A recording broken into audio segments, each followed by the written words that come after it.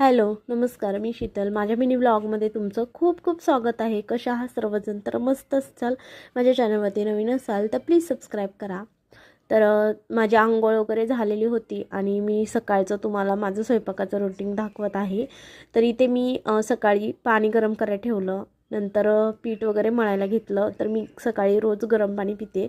तर पीठ मळून मी जी कणिक आहे ना ती मुरत ठेवणार आहे. म्हणजे छान चपात्या होतात आणि मग नंतर भाजी वगैरे बनवूस तर ती मुरली जाते आणि मग अशी मऊ मऊ जी आहे कणिक होती. मग छान अशा चपात्या होतात मऊ वगैरे.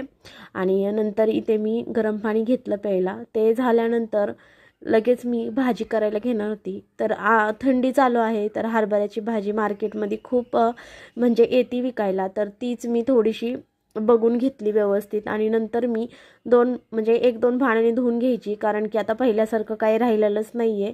त्याच्यामुळे धुवूनच घ्यायची शक्यतो. नंतर मी ते हिरवी मिरची आणि लसूण बारीक करून घेतला आणि त्याची फोडणी दिली.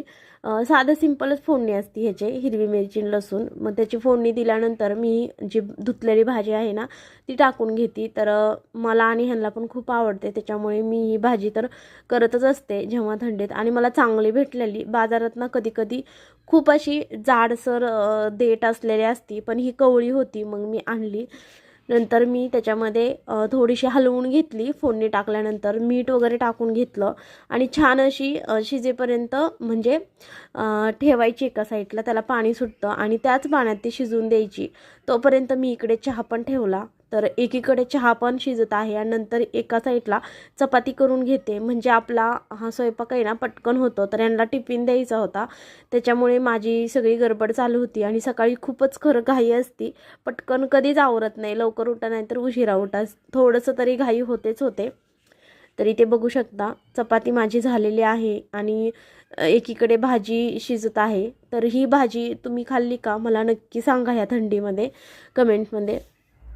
तर खूप छान लागते. तर ह्यांना मी चपातीत देणार होते माझ्यासाठी, नंतर मी भाकरी बनवणार होते. चहा झाला यांना दिला. नंतर भाजी पण चांगली शिजलेली होती. शिजल्यानंतर त्याच्यामध्ये जाडसर शेंगाचा कूट टाकून घ्यायचा आहे, म्हणजे त्याला खूप छान चव येते. तुम्हाला जशी पाहिजे तशी करू शकता. काही जण ह्याच्यात डाळ पण टाकतात. मी डाळ टाकलेली नाही आहे, मला आवडत नाही आहे म्हणून. तर जसं आपण मेथीची भाजी वगैरे करतो ना तशीच करायची, छान होतं. नंतर मी ह्यांचा टिफिन भरायला घेतला. तर मी ते ना म्हणजे ह्यांना पहिलं टिफिन करून देते, नंतर मुलांचं वगैरे आवरतं. कारण मुलांची स्कूल उशिरा असते दिवसभराची, त्यामुळे ते उशिरा स्कूलला जातात. त्याच्यामुळे त्यांचं नंतर आवरते मी, ह्यांचं पहिलं आवरते. तुम्हाला हा मिनी ब्लॉग कसा वाटला कमेंटमध्ये नक्की सांगा. तोपर्यंत बाय बाय.